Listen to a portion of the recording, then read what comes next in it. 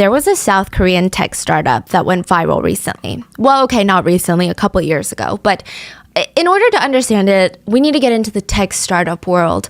I imagine it's very similar to the ones here in the US. The CEO likes to be perceived as chill, as one of the relatable workers, as one of the 9-to-5ers. At this tech company, Wedisk, is very similar. The CEO, Yang Jin-ho, would ride around the office in his electric scooter, probably wearing his little Patagonia vest. He would ride around all the little cubicles to make sure everyone's having a good time at work. Then he would ride into the little conference room. Okay, so the meeting rooms, the conference rooms in this office, very pertinent to the story. They're encased in glass. So think of your very modern office building. You've got all these employees on these rows and rows of desks just sitting right next to each other. It's an open format. It's an open floor plan. And then in the middle of the office building, you have these glass conference rooms. So technically, everyone can see everyone. There is no privacy. You don't even have a cubicle with tall little borders. Nothing. Just completely open. It's that cool, modern, open workspace vibe. Other than that, other than the floor plan of this company, Wedisk was not like the other startups. Wedisk was a whole different animal. The CEO and founder made tens of millions of dollars a year, and right now, all of the employees could see him through the glass conference room with 4 of the high-up executives. So think about like the top 5 people in your company in a glass meeting room, and they are actively jumping an innocent man, beating up. Like assault, physical assault. Physical assault. Okay. Chairman Yang believed that this man, a professor at a local university, was sleeping with his wife. So he summoned this professor who has no affiliation with his company into his office, took 4 of his VPs, and is now jumping the guy, is beating him up. The professor's trying to clear the air like, it's all a big misunderstanding. I would never sleep with your wife. I don't know what you're talking about. Please, you have to just hear me out. They beat him in that glass conference room in front of all tens, if not hundreds of employees for 3 hours straight. They held his arms down. They beat his face. They tied his hands behind his back and then stomped on his fingers, crushing them. Oh my God. They would mock him. Hey, if you hit your head really, really hard on this desk, you might just die. And if you die, we don't have to torture you anymore. So what do you say? You want to do it? They went through his phone. They took pictures of his credit card, his ID, the contacts on his phone list. They gathered all the numbers and addresses of all of his loved ones. They threatened to hurt them. The executives laughed. They mocked at his injuries, and they grabbed the back of his head with his hair, shoved his face to the ground. Lick his shoe. Lick it. He was forced to lick the CEO's shoes. But even that wasn't enough. They all took turns spitting on his face and forced him to lick up all the saliva that they had just spat. This is a respected university professor. There are dozens, if not 100 employees outside watching this happen, letting it happen. Nobody is coming in to stop the executives. Nobody is coming in to call the cops. For 3 hours, the professor actively feared for his life. And in the end, the CEO, Mr. Yang, the CEO of a multi-million-dollar tech startup, laughed at him and threw $2,000 on the ground. This should be enough for hospital fees. Hey, by the way, you can call the cops if you want, but I'm worth $200 million. And money talks. So who do you think they're going to listen to? And with that, he and the executives walked out of the meeting room. The professor knew that this was the truth. I mean, the police are not going to listen to him. I think in any country, money talks, and you are talking about a very powerful, influential, wealthy man with probably prosecutors, police, politicians in his pocket. The professor stood up and he looks out the conference room and he just sees the most bizarre scene I think you can ever imagine. Rows and rows of employees that saw him too, that saw him get beat up. And they all have almost Skittle-colored hair. Each one of them is like a giant Skittle on their head. So they have brightly red-colored hair, like the full head of hair is red. Not streaks, not accent hair, not highlights. Then the one next to them has blue hair, and it's like fluorescent blue. The next one is sky blue. Then you've got like this neon green-colored hair, and then pink.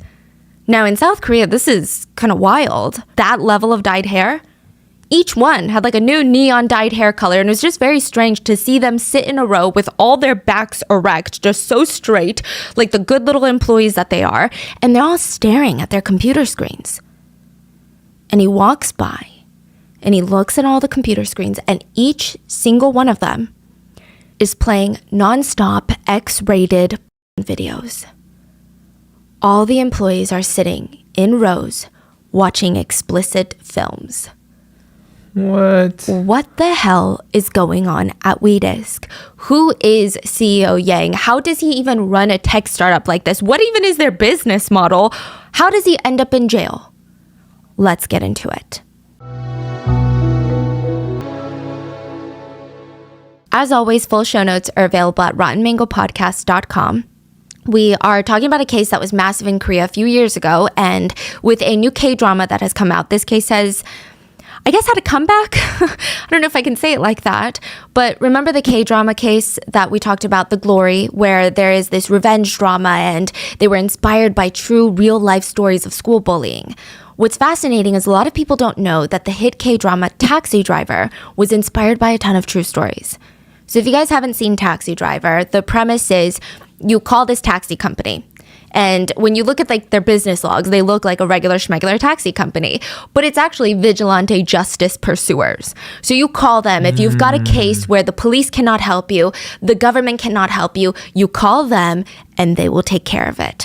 Whether it's a school bully or in this situation, the most insane boss of all time, they will take care of it. If you watch these scenes about this real life case in The Taxi Driver, they're pretty similar to what happened in the real world, but it looks so bizarre and outlandish that you would never believe that it's true. I mean, I don't see a lot of people in the US talking about it because I genuinely don't think that anyone would even think, oh, I bet that's inspired off of a true story. It's that crazy. Like if I told you that at a massive company retreat, employees were all handed a giant sword, and the boss said, okay, here's what I'm going to do. I'm going to throw a live chicken at you, and I want you to slice it mid-air to kill it so we can cook it. Play Fruit Ninja with the chicken that's alive. Do it. Would you not be like, this is literally so bizarre that it's got to be fake? If I read this in a book, I'd be like, I hate how unrealistic this is. Would you not think that? Yeah. It's insane. And this man is literally insane. He was able to get his hands on insane amounts of money and power, resulting in, I don't even know how to describe this case, but as always with international cases, we did get someone that is a native Korean speaker to help with the research. We had our Korean researcher work on this, and let us know in the comments what you think about this case. Have you heard of it? Are there any other cases you want us to cover? And with that being said, a shocking video went viral in South Korea 2018. From context, we can gather an ex-employee of a massive company had gone online to anonymously trash talk the company's CEO, as well as a couple other high-up executives. I mean, it seems normal. Somehow, the company CEO is able to track down which employee it was, forces them to come into the office and apologize. They keep DMing them, like, you better come in. I'm so upset with you. I knew that you wrote this post, so you better come in and apologize. The video will most likely be taken down if I post it on here. If you want to see the uncensored version, you can go to Rotten Mango Video on Spotify to see it. I'm going to describe it though, okay? You will see the ex-employee, a man, walk into the office filled with workers. There's just rows of office workers sitting at their desk, staring at their computers. Again, no cubicles, it's open air. You can see everything going on. The ex-employee comes in wearing all black. The CEO of the company demands the... Oh, you're saying ex-employee, like he was working here. He doesn't even work there anymore. So he quit his job and then anonymously posted on the internet on like a forum and was like, hey, this company sucks. And he did make fun of the CEO. We're going to get into all of it later, but he was forced to come in even though he's not an employee anymore. Okay. The CEO of this multi-million-dollar company demands the employee apologize for his online post. He forces the ex-employee to get on his knees and beg for forgiveness. He continues to slap him across the face over and over. And when he's on his knees, he slaps him on the back of the head because he's got his head bowed down. And these are not little slaps. These are loud, echoing off the walls, aggressive, painful, scar-leaving slaps. He continues to slap this ex-employee while asking him, "What kind of human are you? How trash must you be to talk your former bosses on social media? You don't have respect?" He berates the ex-employee for not apologizing correctly. He is forced to get on his knees twice in front of all of his former colleagues, all of his former managers, and in front of the CEO to beg for forgiveness. But the CEO doesn't stop. He continues to curse at him, calling him all sorts of degrading names. Piece of shit, fucker, asshole. At one point, the CEO of the company even threatens to end the ex-employee's life if he doesn't apologize correctly. Yeah. He literally says, if you want to live, learn to apologize better. After all of that abuse, which the ex-employee never fights back, never incites any further violence, it's actually really heartbreaking to watch him.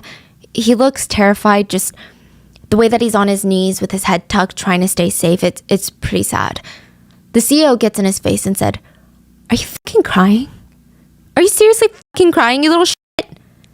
This video proceeds to go viral on social media and mainstream news because, just how shocking the situation is. I think the video is visceral. It elicits a reaction from people. It's very hard to watch it and just go, "Oh, that's crazy." Like, you get angry.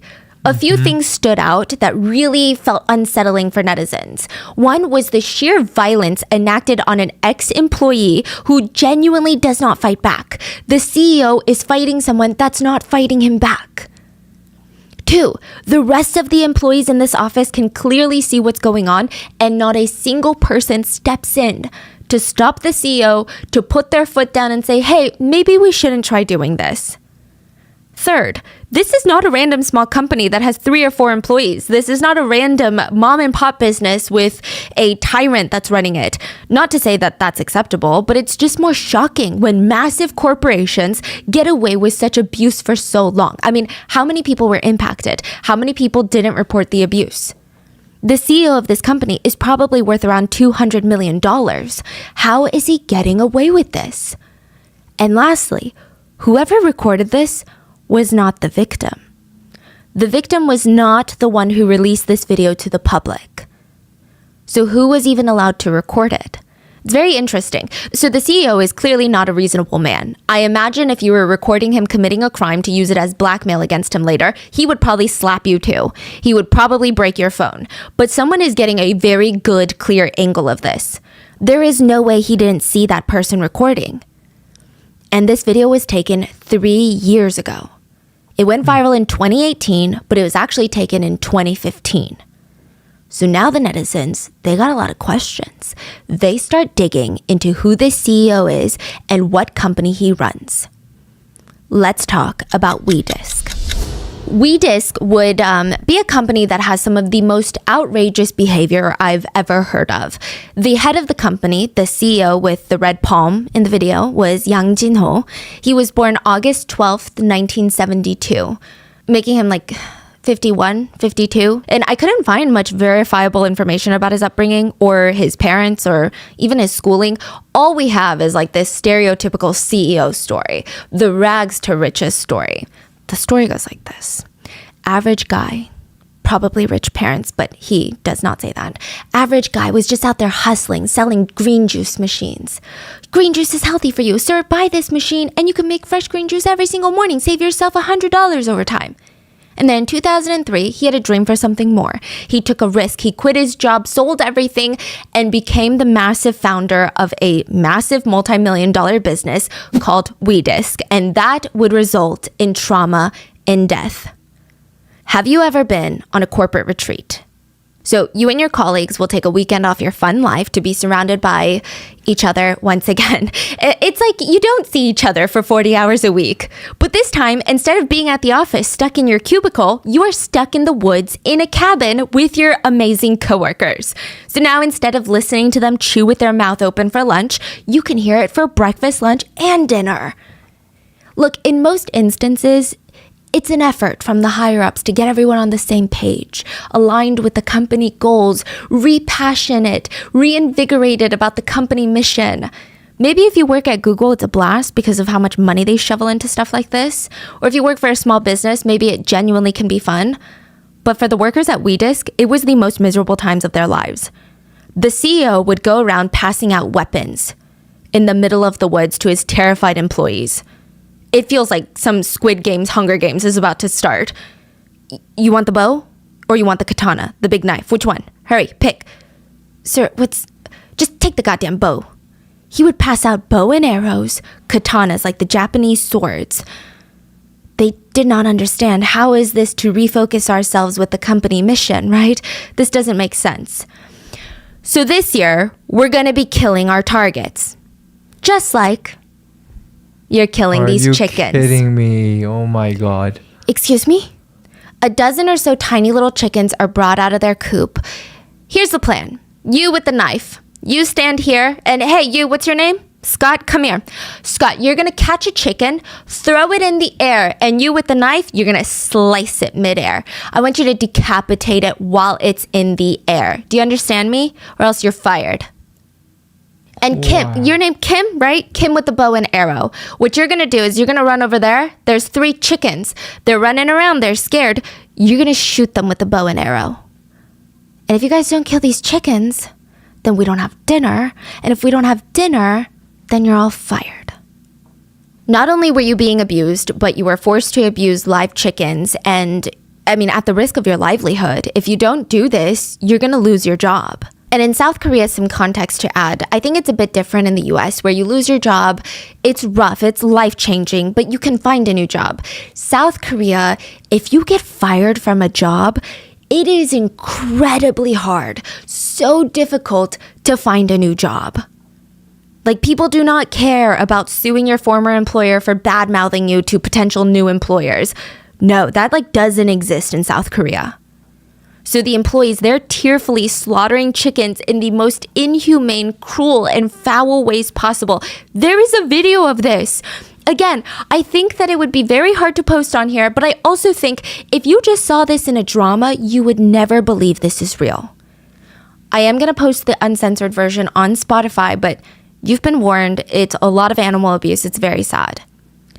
Other employees were instructed to shoot at the frantic chickens, and if you couldn't do any of those, if you were really sad about it, he wanted you to get up close and personal. So he would hand you a tiny little knife and say, stab the chicken to death. And you would have to hold the chicken in your hands while you did this. This was his idea of team bonding. And when they were all done, he would have them all gather around, standing around him in a circle with a big bag of garlic in one hand. And he would just reach in and grab a fistful of raw garlic, walk up to an employee, open your mouth, and shove the garlic into the raw, eye-watering garlic into their mouths. Chew. Garlic's good for you. Who's next? Bro, this is just like those glory bully torture, but like workplace, adults. Like your boss. Yeah, your boss, exactly.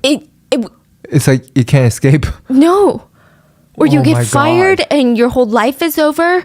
And it wasn't just the company trips, okay? It's not like, oh, once a year we go to this company trip that's like hazing hell. It's actually all of these after work 회식s, okay? These are like the bane of the employee's existence.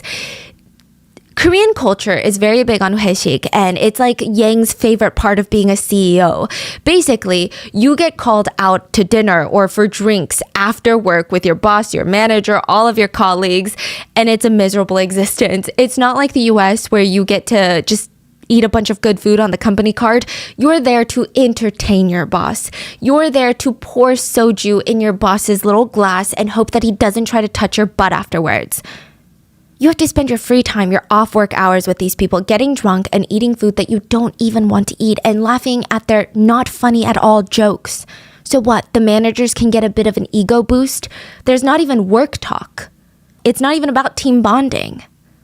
Yang would get a private room in these restaurants. He would sit down all of his new employees and a few of his old ones, and he would have ordered a bunch of beers already, and they're all over the table. Each cup was filled to the brim. To give you like an exact measurement, because I don't know why they all measured it, 2 cups a glass. So like 16 fluid ounces a glass. That's a lot. Mm-hmm. Okay. And, oh, sorry, I don't.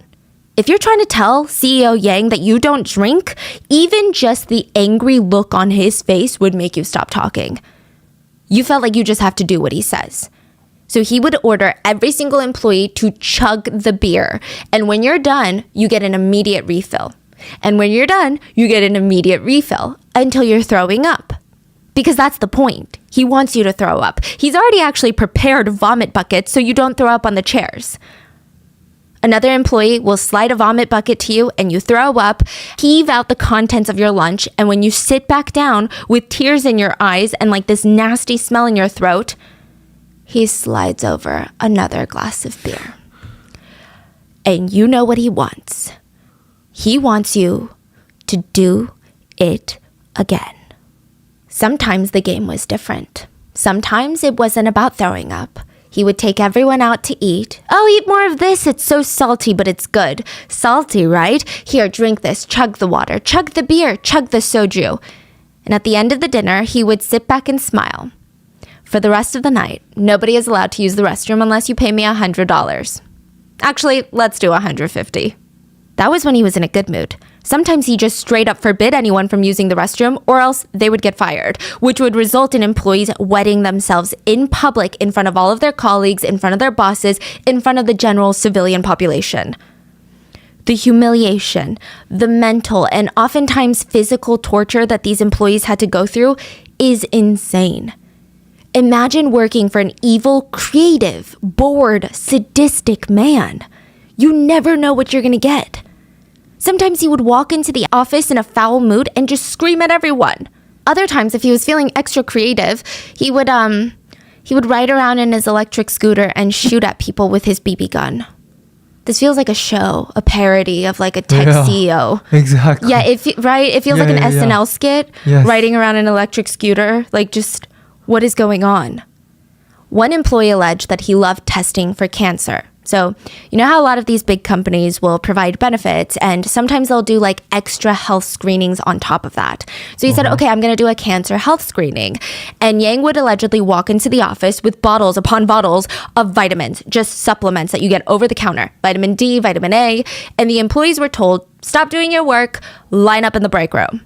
They would run and stand in line and each one was handed a little plastic cup with just all these different vitamins in there. This one is said to have been the most awful torture. The employees said that they were forced to take more than 10 times the normal dosage of a bunch of different vitamins, including vitamin A, D, E, and K. To explain how dangerous and reckless that is, you can actually get intoxicated off of vitamins. Vitamin A intoxication leads to a risk of seizures, headaches, blurred vision. It elevates intracranial pressure. Chronic toxicity can lead to anorexia, muscle and bone pain. Vitamin D intoxication can lead to confusion, recurrent vomiting, abdominal pain, dehydration. Vitamin E, bleeding, muscle weakness, fatigue, nausea, diarrhea. Vitamin K, anemia, enlarged liver, shortness of breath, irregular breathing, and they are taking 10 times more. It was really bad. People said it was almost immediate. You would double over in pain, and then you would have explosive diarrhea from the combination of vitamins. Now, there was not one toilet per every employee in the office, clearly, because no one expects that the whole group is going to get explosive diarrhea. So it was a mess. They would run to the bathroom, and when they came out, they're sweaty, they're exhausted, they're holding their stomachs in pain, and Yang would say, "You're welcome." Excuse me? Did you know that when cancer patients are given too many vitamins, like when they overdose on vitamins, they still don't use the restroom? This is the cheapest way to test if you guys have cancer. And since you use the restroom, you don't have cancer. Anyway, this is your work-sponsored health checkup. You're welcome. Other employees alleged that he would force them to do illegal drugs, like smoking weed. Now, smoking weed is super illegal in South Korea. I mean, the equivalent in America would not even be like doing meth. It would probably be like you getting caught trying to shove meth up a police officer's butt crack. Like, that is the level of seriousness and punishment that you will be dealt with if you ever smoke weed in Korea. Yang would later deny the drug allegations, but a lot of the employees alleged that he would force them to smoke weed so that they really can't even leave the company. because then he threatens to expose them for doing drugs. Now, as for the garlic and vitamins, he would argue that he just wanted his employees to be healthier. I mean, think about it. People spend lots of money on supplements and garlic every year because it's good for your health. I'm just looking out for my employees. I don't know what you're talking about. Now let's talk about the brightly dyed hair. Remember in the beginning of the story, I told you it was like a bizarre Skittles commercial inside of that office building. There is a picture of CEO Chairman Yang with his employees. He's got green hair. All of his employees have like these bright red hair, blue hair. It is said that he liked to force everyone to dye their hair a fun color because he thought it was funny. So basically what he would do is he would go out to these restaurants with his employees while they're getting drunk off beer and forced to wet themselves. He'd be like, wait a minute. Look at that raw beef over there. It's a good color. You, I don't need to know your name. Dye your hair that color tomorrow. Show up to work or you're fired. They would bring out green onion salad.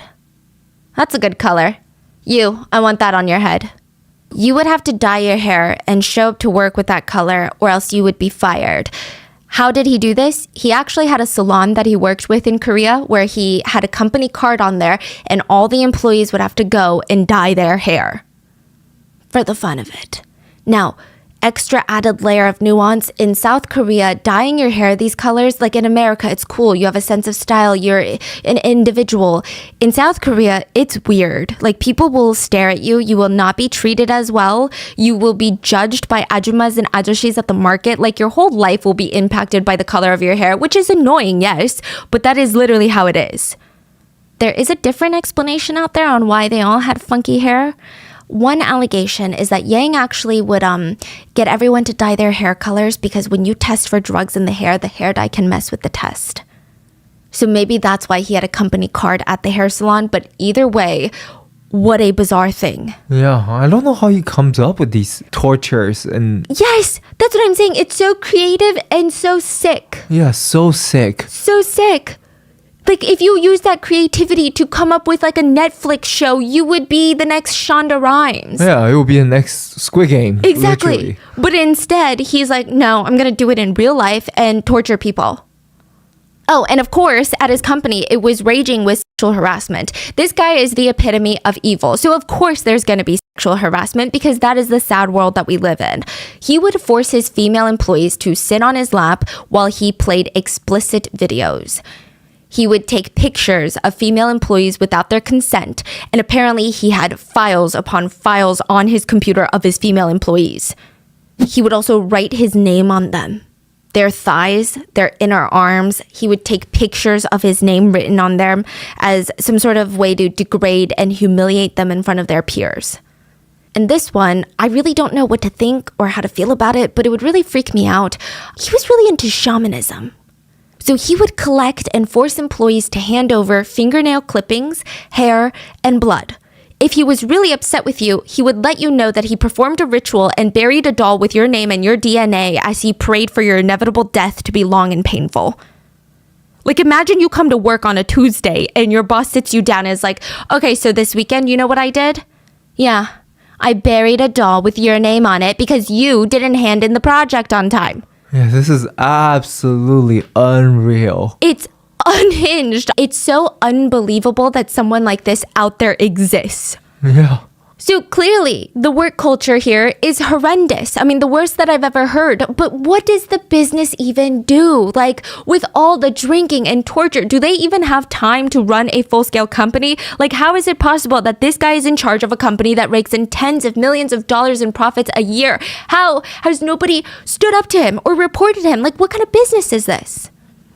To understand that, let's talk about a girl named Ashley. And this is a fake name. Ashley was a woman in South Korea, and Ashley had never worked for Wedisk. She actually doesn't know anyone that works for Wedisk. She has no affiliation with Wedisk. By all accounts, Ashley is a normal citizen. She had just gotten married. It's technically supposed to be a very happy time in her life, but it was all being ruined. Okay, so Ashley would go to the store. She would go to the market or the mall, and she would notice a few people just staring at her. Not in like a glancing at her, but would kind of stare at her as if they recognized her from somewhere, but they didn't know exactly where. They couldn't put their finger on it. A lot of men in particular would do this. And she tried to shake it off. You know, it's creepy, but the world is generally still a nice place, right? Then she started getting text messages from old acquaintances that asked her, hey, are you okay? Do you know? She's like, no, about what? And that is when Ashley found herself calling Wedisk's customer service support. An illegal video file of hers was being shared on a internet platform called Wedisk and attracting tens of thousands of views. This video was ruining Ashley's life. Before Ashley had gotten married, she had worked in Japan as a sex worker. She had no idea that at one of these motels that she was engaging in sex work at had a hidden spy camera in the hotel room. There was footage of her engaging in explicit activities. Her face was right there, uncovered, nothing was censored, and that video that she didn't even know existed from years and years ago, it felt like a lifetime away from today, was being shared on Wedisk, and it was haunting her. It was ruining her life. Imagine how utterly violated, disgusted, and gross she felt, not only knowing that this was illegally taken, but now it's being spread like wildfire on this seedy website. Wedisk is like an adult site or? No. Okay, we're going to get into Wedisk. So she calls Wedisk, and the customer service guy is very, very understanding of her situation. He reassures her, I'm going to do everything that I possibly can to try and suppress this video. There's only so much that I can do though, however. If people keep uploading it, it might not be something that I can control, you know? I don't know how many people out there have already downloaded this and have this file in their possession. I mean, that makes sense, right? Okay, well, thank you. I appreciate your trying.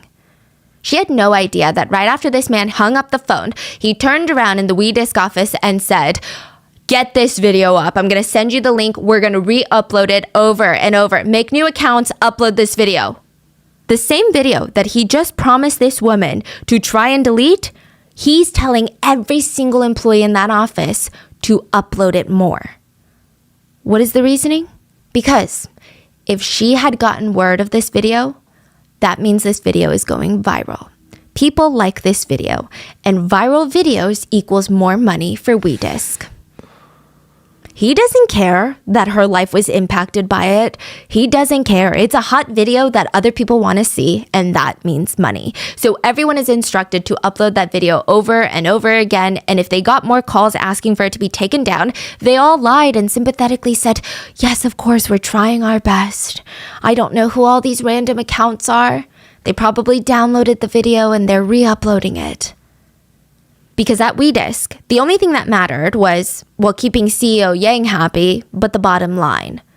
The company was willing to screw over anyone for money, and they mainly stuck to screwing over women. So let's talk about the business of Wedisk.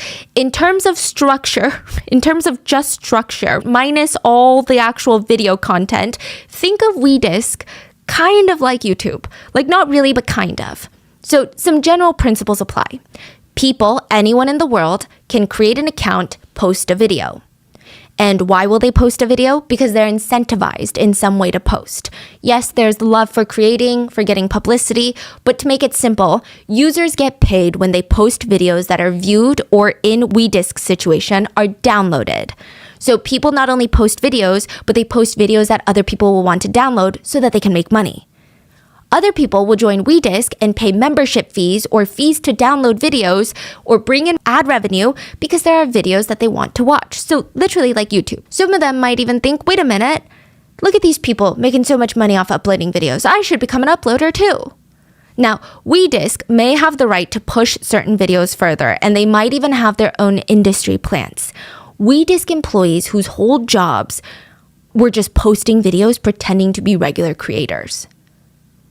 Very interesting, right? But they're on Wedisk's payroll. The main point was to keep viewers entertained, so they kept coming. So in essence, Wedisk is a video company / platform. Now, this is where it gets a bit complicated, and it's very crucial because of South Korea's, the legal laws are different. When you sit down on your laptop or computer or open up your Gmail app, all those emails that you open up on Gmail, like your read emails, unread, sent, drafted, all of them are going to be ready for you because you're connected to the internet. But not all of these emails are stored on your device. because that would take up so much space. So these big companies, Gmail, Google, YouTube, Microsoft, TikTok, they have these big servers all over the world. They're like these massive physical like hard drives, and they store all the data.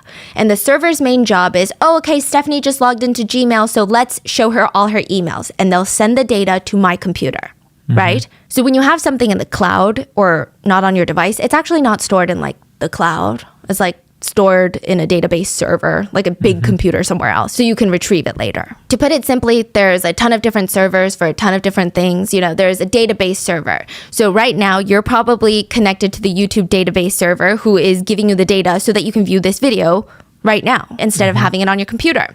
Now, why does this matter in the scheme of Wedisk?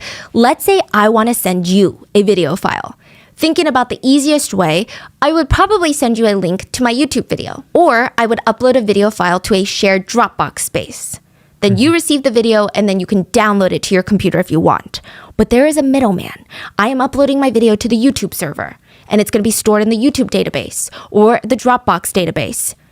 There's a middleman. And these middlemen go off regulations and rules that are set by different countries and different government entities. There is something called P2P. This was big back in like the early stages of the internet. Peer-to-peer. Yes, you can download a video straight out of my computer to yours without a middleman. People might want to do this for a few reasons, and the reasons that matter today are it is the most cost efficient for the tech company because they don't need to buy massive servers that cost so much money. You don't have to have a middleman telling you, oh, I don't know if you should share this file. The file doesn't go with my rules and regulations, so I'm not going to let you share it. Like if I were to post a video of YouTube of my cat, it'll flag before it ever gets to you to download. So P2P is a way to not have that censorship. Now, what Wedisk does is say, hey, user 123, thank you for joining Wedisk. You can now upload a video and make money. But in order to do that, you must also give other Wedisk users ability to download directly off your network. So peer-to-peer. Wedisk saves a ton of money and there's less censorship. Now, why is this important? In the early 2000s of the internet world, it was a time of lawlessness, chaos. I'm talking, do you remember LimeWire? Oh, this is like torrenting at its peak. Torrent? No. Copyrighted downloading of movies and music. Illegal copyrighted downloading. Yes. Yes. Okay, so there were like no internet laws, and if there were laws, it was very weak laws. There were no platforms like Netflix or Hulu, really. Like if you wanted to watch a movie, you would still have to go to Blockbuster to rent the movie. Half of you guys are gonna be like, Blockbuster? It's like a DVD store. And if you want to listen to a song, you would have to wait for the buffering on a platform, or you would have to download it for like 99 cents a song. So people started using P2P to download illegally off of each other's computers without getting flagged by a government entity or using an illegal platform to do it. So many people start using Wedisk to download TV shows, music, a lot of copyrighted content, and later on, the primary business of Wedisk was pornographic material. Now, let me tell you why this is important. South Korea is one of the very few countries that outlaws porn. Still to this day, it is illegal to produce and distribute porn. Now, in 2023, it's very easy to access those videos because all you need is a VPN. But back then, half these people had never seen these types of films. You can't get it at the DVD store. You can maybe see an artistic movie that has nudity involved. But they can download from Wedisk? Yes. That's illegal? Or? Super illegal. Oh, so it's an illegal business. Yes. Okay, so Wedisk would allow people to download things off of each other's computer. Now, remember how I told you Wedisk had a bunch of employees pretending to be creators? Because those employees were uploading porn. But if they came out and said Wedisk is uploading porn, it would be illegal. So they would create these accounts pretending to be random South Korean civilians and upload these videos. So that Wedisk could step back and say, oh my God, we've been trying our best to take down these videos. I see. Yeah, that's not even the problem. Okay, that's literally not even the problem. It's crazy. The biggest problem was people on Wedisk did not just want to watch any sort of X-rated video. They had two specific kinds that they liked, both of which were super illegal. Spy cam molka videos which is hidden camera videos.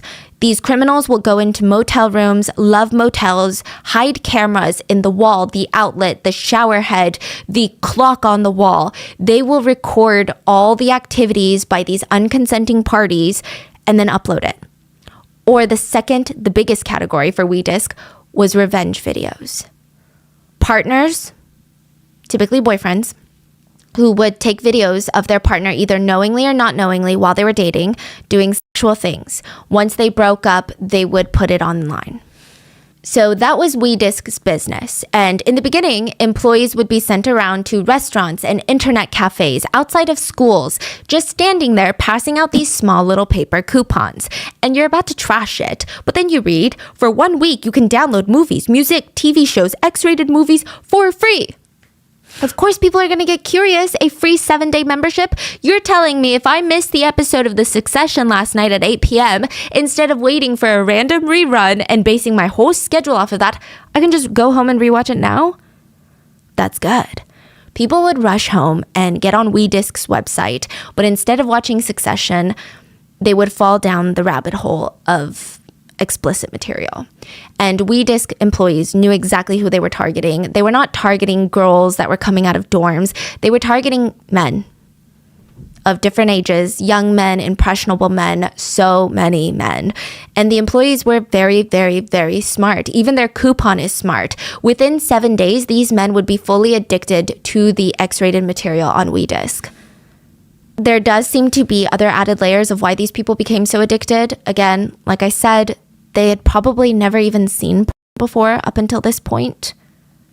And this part is sick, but a lot of men were interviewed and were asked, why do you watch videos like this? You clearly know it's illegal. You clearly know that these videos all have a victim, like these hidden camera videos, these revenge videos. They all have a victim that's very real. You're hurting people. Why do you watch it?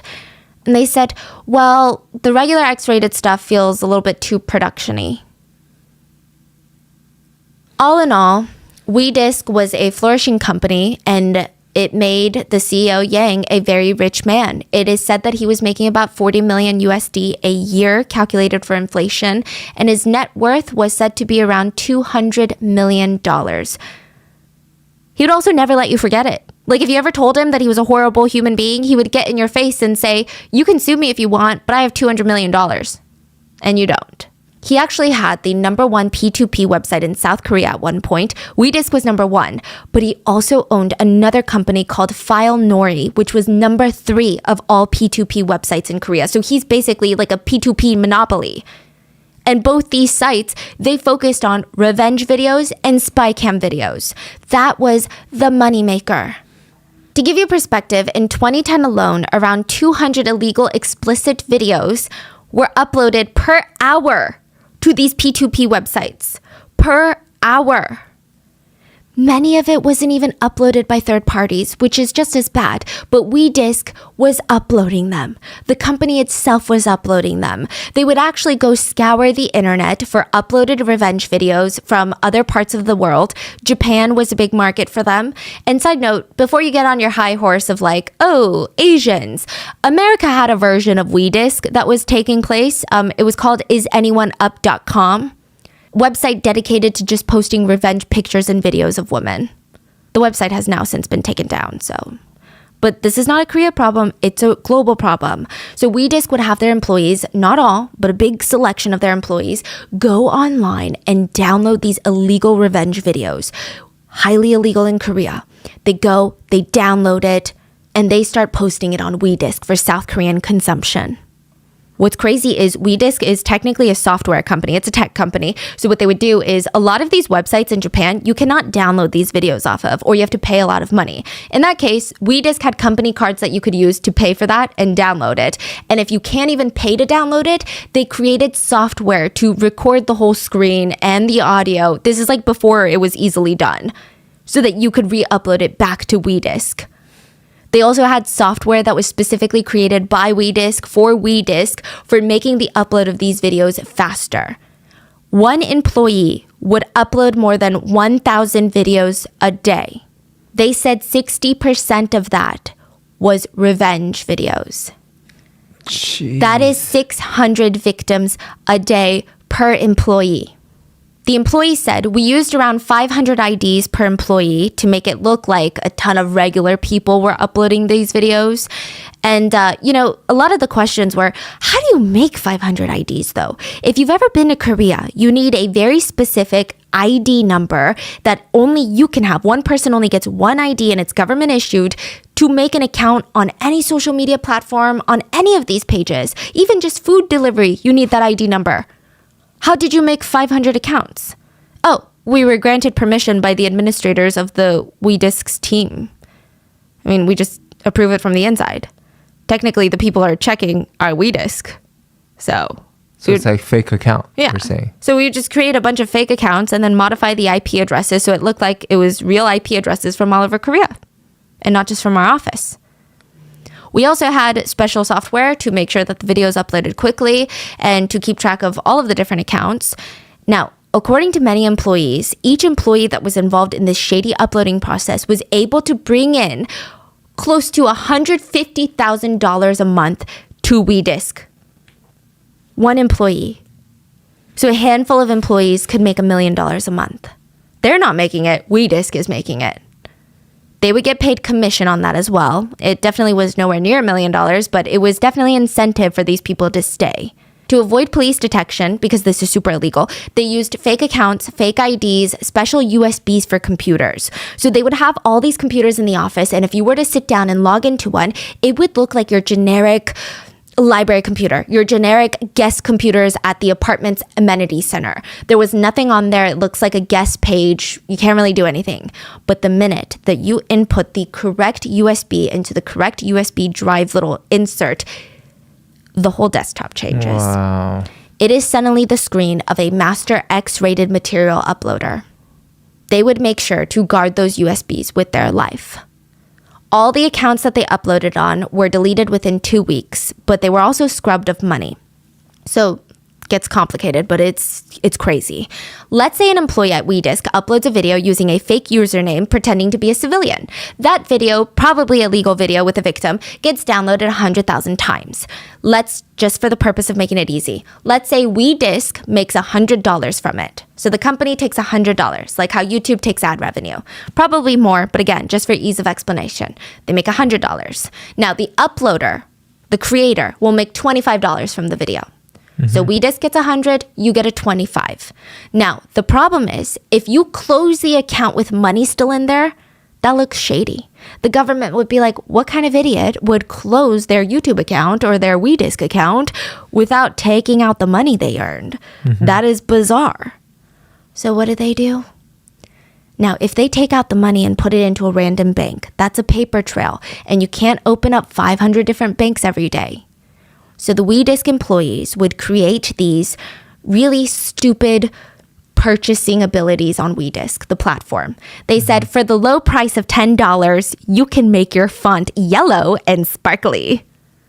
For the low purchase price of $5, you can make your video title bobble up and down.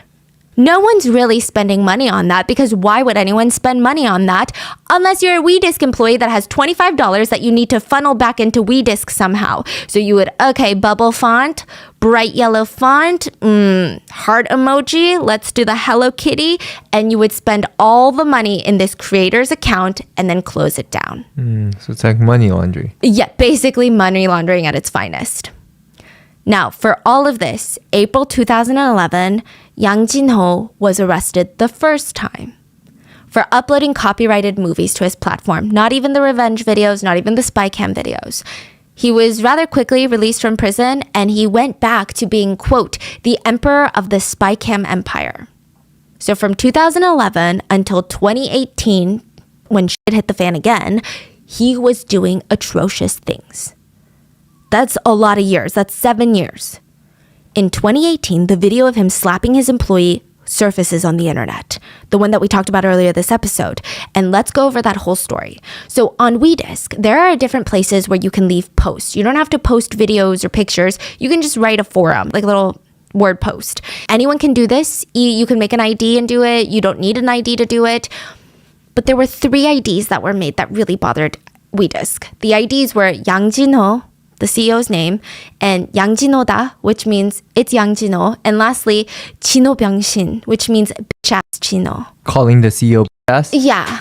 And the IDs would create their own post just mocking the CEO. There wasn't anything dangerous in the post. It's not like the poster was doxing the CEO or threatening his life. They were just mocking the CEO, saying things like, "It's me, peasants. I'm Yang Jino. I know you're working hard, but you'll never get paid like this anywhere else." Just making fun of how horrendous Wedisk is. He also took jabs at the former manager, one of the other executives at Wedisk. Again, is it a good thing to do? No. Is it a professional thing to do? No. But is it the end of the world for these people? Absolutely not.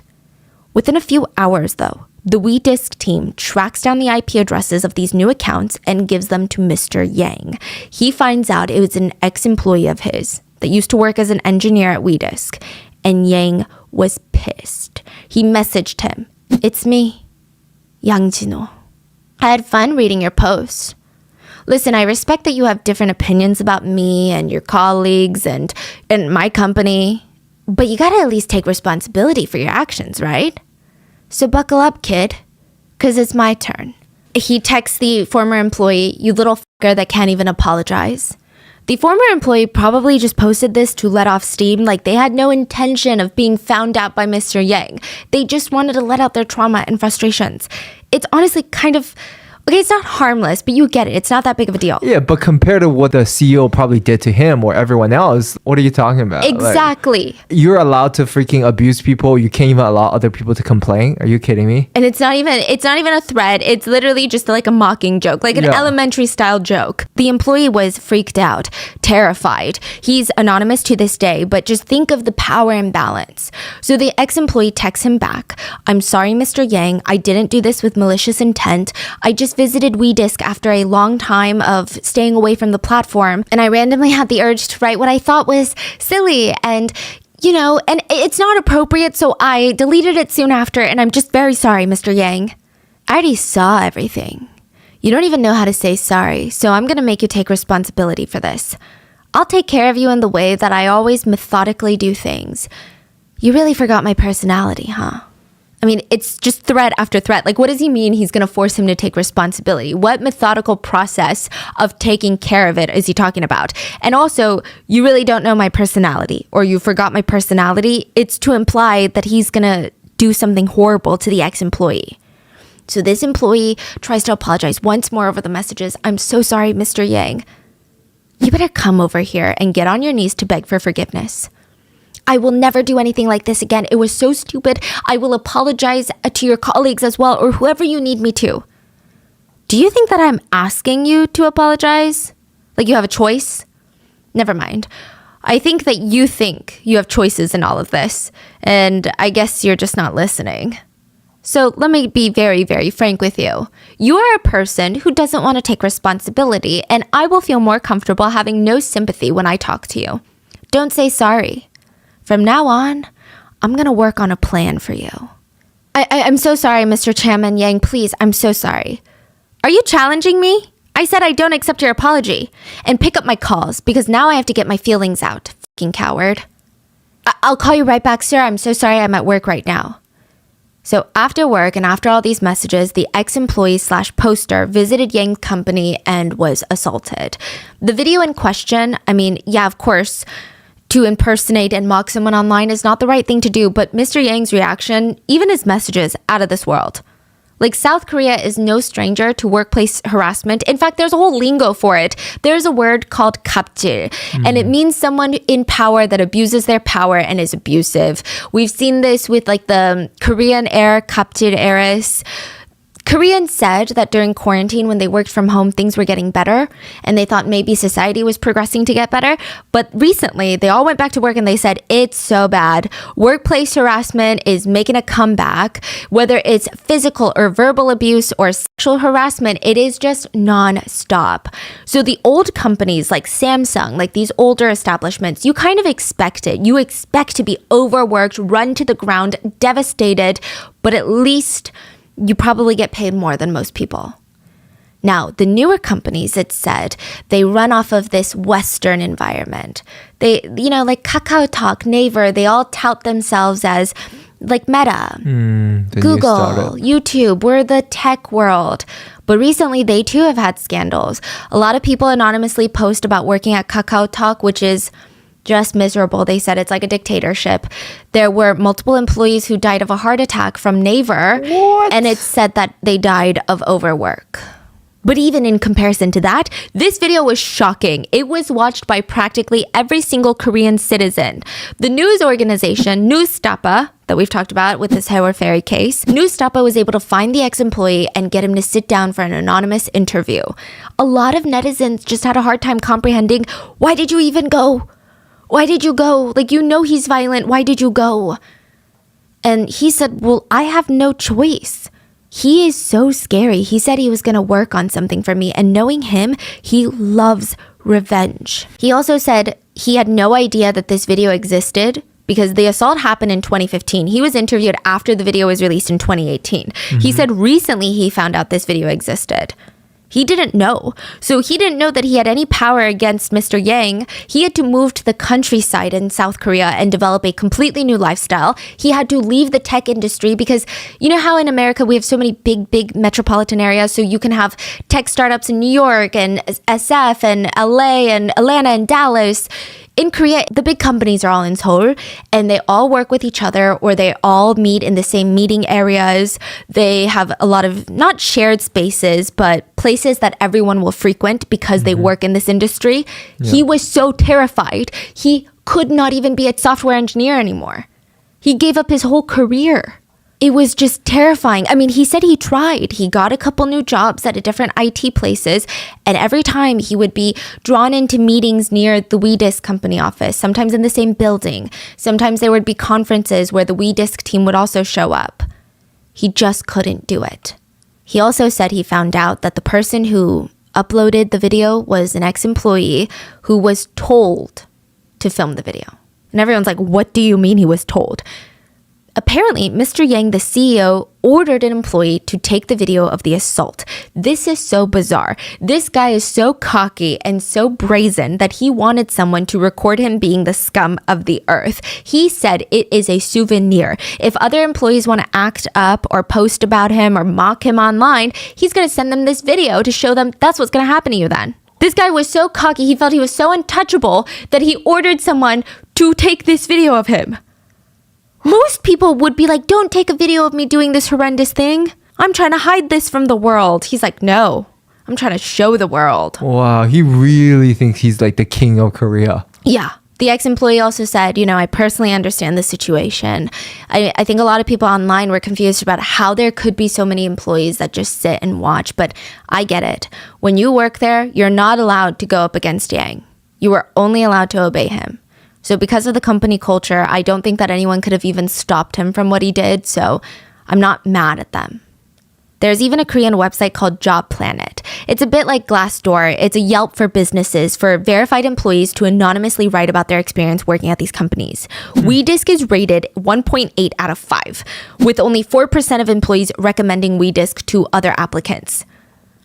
Many employees wrote, if you're willing to do anything for your boss, come here. Yeah. This is basically a website management company. A company that's very similar to the army. If you've never been to the army, this is the closest you will get. Other employees talked about how it's nearly impossible to survive in the company if you're a woman or if you don't like smoking, bullying, and drinking every night. Oh, and they stated Wedisk will track your IP addresses when you're off work to micromanage your life to make sure you never betray the company.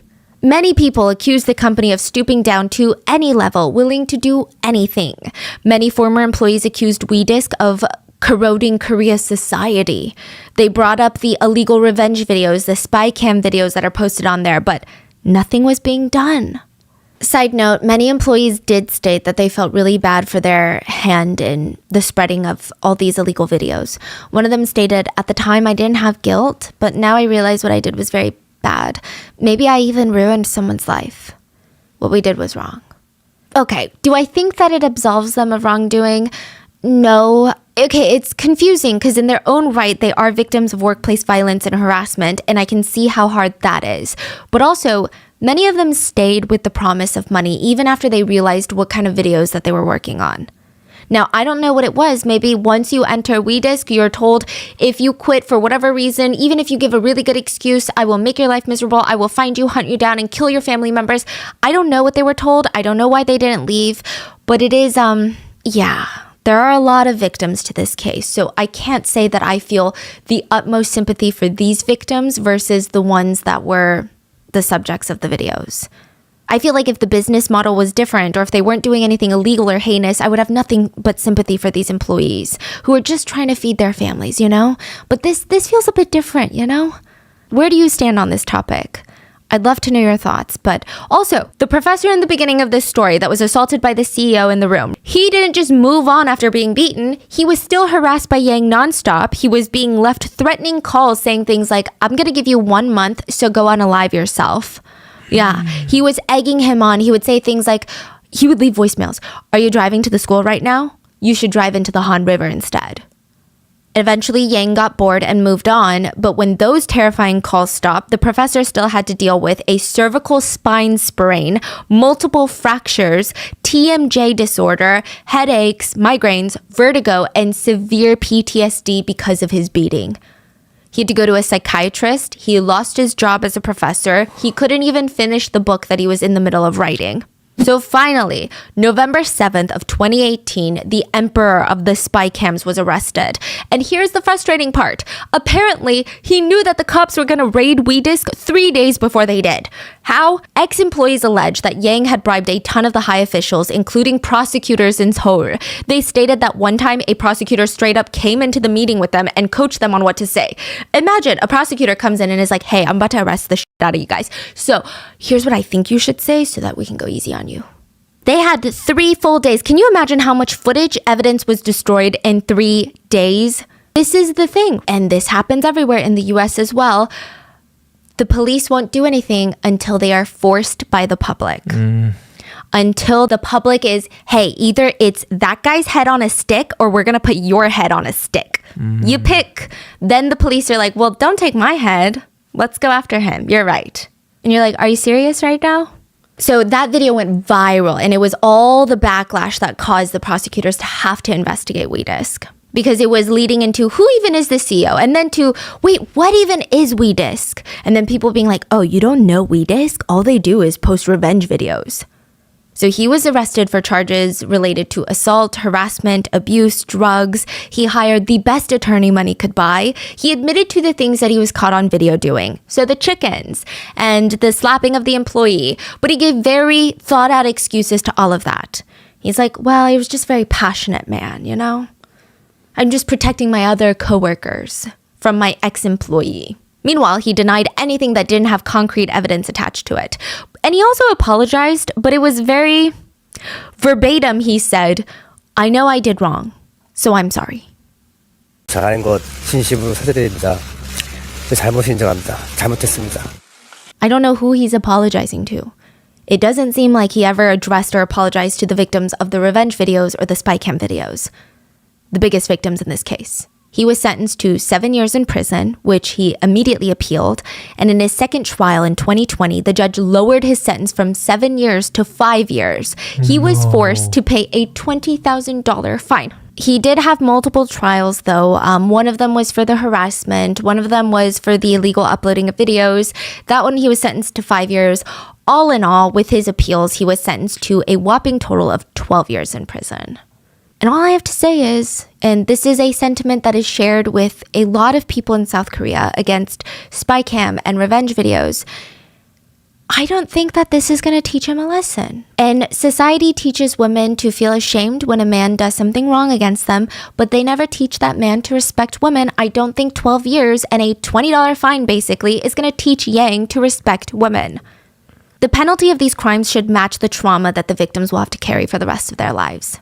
In lots of countries, speaking of, women cannot even use the restroom in peace. I saw people commenting to talk about this because we were recently in Korea, but the spy cam videos that we talked about in today in connection with Wedisk, a lot of those videos were indeed motel footage that was illegally taken. But even in public bathrooms and subway stations, nothing is safe anymore for anyone, for women, for children, for men. If you go into a women's bathroom in Korea, it is very common to see, like if you go to like the older areas, you see some holes in the wall or cracks in the stone. Women will stuff those areas, those holes, with wet tissue or draw over with marker. There will be some signs outside of subway station bathrooms that say that this bathroom is being monitored by a team of the police that are dedicated to detecting hidden cameras. Women can quite literally not even shit in peace. Male colleagues have been caught in South Korea hiding secret cameras in the female colleagues' bathrooms. A famous news anchor in South Korea was caught taking upskirt pictures in the subway of girls. A famous news anchor. He was going up the stairs and his whole phone was filled with upskirt shots. There are literal companies now in South Korea that you can hire that will come out to check that given area for hidden cameras. Obviously, that's a luxury for most people that most people cannot afford and would not even be feasible on a day-to-day basis because, okay, fine, you go to a hotel and then what? You just have to hire people to pay a bunch of money to look for cameras? It's crazy. It's primarily right now being used for government activities. But it's insane that there's a market for it. They've found waterproof cameras in shower heads, outlets that have hidden cameras, cameras in clothing hangers, in changing rooms. And a lot of these are Wi-Fi. So this person installs it, they never have to go back for it. They get the live feed. And these live feeds are being channeled into these platforms, illegal platforms that creepy, disgusting people will pay anywhere in the ballpark of $50 a month to watch all these live streams. Cameras will be hidden in teddy bears, lotion bottles at hotels. It looks like a bottle of lotion and you put lotion in there, but at the bottom, it's a camera. And it's part of the design. You would never see it. Screws on the wall, picture frames. You can buy sunglass cameras, hat cameras like the baseball caps that have a camera, car keys cameras, water bottles. These camera feeds get live streamed and the main target is, unfortunately, women. And what do the police do? Not much. In 2019, almost half of sexual digital crime cases were dropped by the police in South Korea. To many police officers, not all police, but to many, this is just something that happens because men can't control themselves. These police officers basically just accept the fact that some men out there are gross and they expect the rest of the world, aka women, to just kind of live with the consequences of that. So women are told to wear masks into public restrooms because it helps keep your identity hidden in case there is a hidden camera that is posted online of you peeing. Yeah. But I do think that times are changing. In Korea, there have been organized marches of not just women showing up, but a lot of men showing up to march with signs that read, "My life is not your." Enough backlash has gotten the government to create entities that are tasked with ridding public places like hotels, motels, bathrooms of these cameras. And a lot more men are standing up to other men online to let them know, hey, this video is not acceptable, which is really great, but it doesn't change what's still going on. Okay, so this is from an interview and not me finding revenge videos and watching them, but an interview of a guy watching revenge videos. He said the comments would read things like, "Sorry to the girl, but thanks for uploading this. Love it." They said in revenge videos, a lot of the comments will joke actively about how this girl is fucked now, like her life is over now. And they will still continue to show this video. So these people... That is so sad because guys are never the victim in this scenario, right? The other guy, even if they see the face, they don't think that guy is fucked. No. They only think the girl is fucked. Yeah. It doesn't even make sense. I think we should start shaming victims of all crime then. Just so maybe people will start being like, okay, yeah, why do we shame victims of crime? Because that's crazy. Like if you got mugged on the street, should I start shaming you? That's insane. Should I be like, well, your life is now, so LOL. Thanks for uploading the video. There is a recent case, and this is not just happening in South Korea. There is a recent scandal between reality stars where the boyfriend secretly recorded doing the deed with his other reality star famous girlfriend in their house while they were dating. So these are two stars. They break up. He posts this video to promote his new OF account.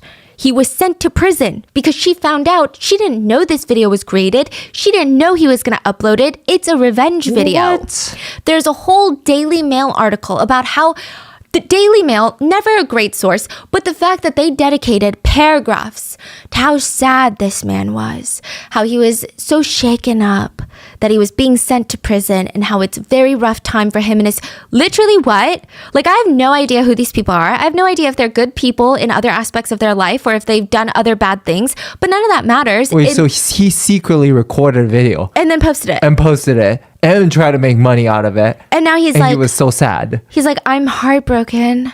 My family is Oh ruined. my God, dude. And the Daily Mail is posting it like he's heartbroken. Look at him. Let's give him a couple paragraphs to talk about his feelings. So again, I don't know if these are horrible people, but none of it matters because in this particular case, it's a revenge video. It's illegal. He belongs in prison. He was wrong. She is a victim of this. But some of the comments read, the video is pretty decent, to be honest.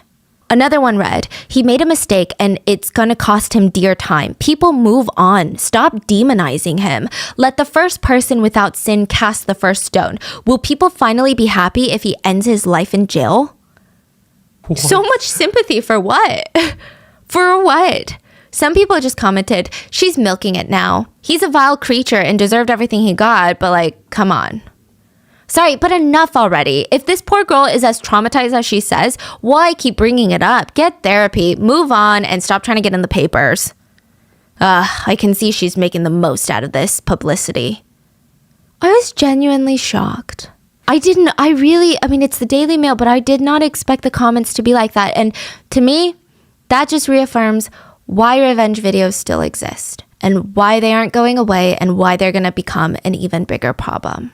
I feel like we just do not value a woman's trauma. And that is where I will leave you with today's case and story. What are your thoughts? What are the most shocking aspects of this case? The company's culture, the actual company's crimes. And do you think Mr. Yang is just going to quietly come out and be a tech guru again? Like, is he just going to wreak more havoc and menace to women and employees everywhere? Oh, yeah. With $200 million? Yeah. I don't think he will stop. Yeah. Please stay safe. And I will see you guys on Wednesday for the main episode. Bye.